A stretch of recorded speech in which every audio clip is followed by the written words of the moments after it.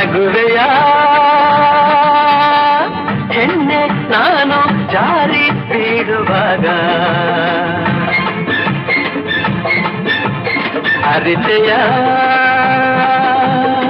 ಕಲಿಯುವ ದಾರಿ ಈಗ ಸಹಜವು ನಡೆವನು ಎಡವುದು ಸಹಜವು ಜಾರನು ಬುರುಳೋದು ಇನ್ನೆಂದು ಹಿರಿಯರ ಈ ಹೊನ್ನ ನುಡಿಯ ಮರೆಯಬೇಡವೇ ನಗುವೆಯ ಹೆಣ್ಣೆ ನಾನು ಜಾರಿ ಬೀಳುವಾಗ ಅರಿತೆಯ